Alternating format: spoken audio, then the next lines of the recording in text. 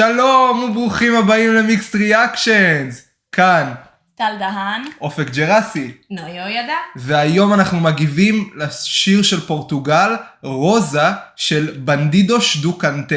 אני אומר את זה נכון. יפה מאוד. יפה מאוד. שנתחיל? יאללה. יאללה. כולנו נעמוד בשירת התקווה. זה יפה שזה מתחיל כזה שקט בלי מוזיקה בכלל. גם בהמשך אין מוזיקה בכלל? מגלה, ההרמוניה ביניהם ממש יפה. לעומת שיר אחר השנה. הרמוניה גברי. לא היה לנו את זה... פורטוגל כל שנה שולחים את זה. בגרסה אחרת, אבל אותו דבר. אבל חייב להגיד שזה משמעותית הרבה יותר טוב משנה שעברה. אני מסכימה, אני גם אוהבת את זה יותר. לא, כאילו את שנה שעברה, מה זה אהבת? אוי, זה שיר מה זה מרענן, זה פשוט, אני לא חושבת שיש שירים כאלה השנה, זה שיר כל כך מרגיע. אני מסכים, אני באמת מסכים. מרענן? הם נרדמים לך על הבמה פה! אני רואה את הפיקסלים במסך מאחורה מרוב שלא קורה כלום. בשיר הזה הם לא יעשו דנס ברייק, אוקיי? אל תצפי. זה שיר, לחובבי הז'אנר זה אחלה. אני באמת אוהב את זה. לא, זה אחלה שיר. רגוע מאוד. טוב, זה ברור לנו שהשיר לא מתפתח, כן? אבל זה לא מה שאנחנו מצפים משיר כזה. גם השיר של סלבדור סוברה לא התפתח והוא זכה. זה מאוד פורטוגלי פשוט. מאוד. אני לא אוהבת את השיר של סלבדור. אני אוהב את השיר של סלבדור. אני לא אוהבת את פורטוגל באירוויזיון. יא, כינור! מזמן לא היה לנו אישה. כינור השנה. היא עושה להם את כל השיר, סתם שתדעו. זאת רוזה.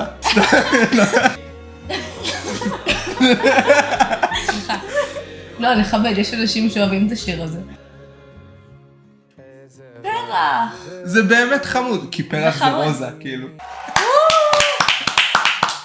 כל הכבוד. אז מה אנחנו חושבים על השיר? פעם ראשונה ששרדתי אותו מתחילתו ועד סופו. באמת לא שמעתי את השיר. אני יודעת שאנחנו יחסית בשלב מתקדם של העונה, שהסרטונים כבר עולים עם הריאקשנים. באמת לא ישבתי ושמעתי את השיר מתחילתו ועד סופו. עד לריאקשן זה, סבלתי. מה איתכם? אז אני לעומתך מאוד אוהב את השיר הזה, ומהרגע שבאמת הוא נבחר, מהרגע שהאמת דיברו על הלהקה, ראיתי את החומרים שלהם ומאוד אהבתי. וזה באמת מאוד פורטוגלי, מאוד רגוע, הרמוניות קוליות טובות, ביצוע קולי טוב ביחס לשירים הרמוניים אחרים ששמענו השנה. ניתן להם את זה, זה נכון, זה נכון. אני כן חושב שמבחינת בימוי, בואו, זה פורטוגל, אין פה הרבה בימוי בכל מקרה, אבל זה מאוד אומנותי, זה מאוד נאמן ואותנטי למקום שממנו זה מגיע. נכון. זה משלב פאדו בתוכו, שפאדו זה סגנון מסורתי פורטוגלי, ואני מאוד מתחבר, אהבתי. אני גם אהבתי, לא עכשיו ברמה של לשים את השיר הזה בטופ 10, אבל זה אחלה שיר, זה שיר חביב כזה שאפשר לשמוע כזה באוטו בכיף. ולהירדם על ההגה, סתם, לא, אל תעשו את זה. זה שיר הפסקת שירותים.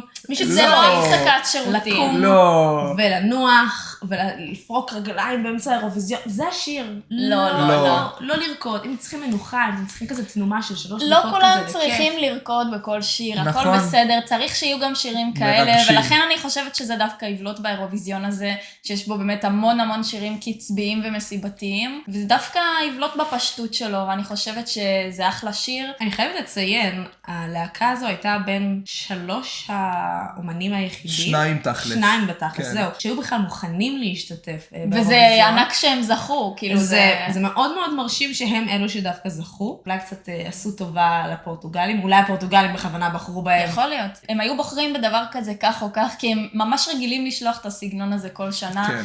בואו נאמר איפה זה מגיע בתחרות. בואו נאמר. אז תתחילי, הפסימית מבינינו.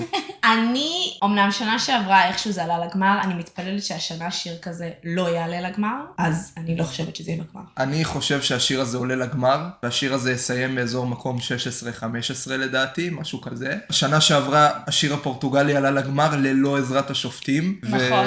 והשנה יש שופטים בחצאי הגמר, לכן אני צופה שהוא יעלה אפילו ממקום 5-6, זה באמת נשמע מאוד הגיוני, זה גם בחצי היותר חלש. חצי שאין בו הרבה בלדות, לכן השופטים יעדיפו אותו ויבחרו בו לדעתי על פני שירים אחרים. אז כן, מקום 5-6 בחצי, מקום 16 בגמר, זה התחזית שלי. אז אני גם חושבת שהשיר עולה לגמר, לא ידעתי מקום 5.5, אבל זה בהחלט עולה, כי גם יש שופטים וגם כמו שאמרת, אם שנה שעברה הם עלו לגמר בלי שופטים, אז הם יכולים בקלות לעלות, במיוחד שהשנה אין יותר מדי בלדות, יש המון שירים קצביים ומסיבתיים, ובגמר אני חושבת שזה יסיים כזה מקום 16-20, אולי קצת פחות, גם יכול להיות. אז מה אתם חשבתם על השיר של פורטוגל? ספרו לנו כאן בתגובות, תעשו לייק לסרטון, ואנחנו נתראה בסרטון הבא.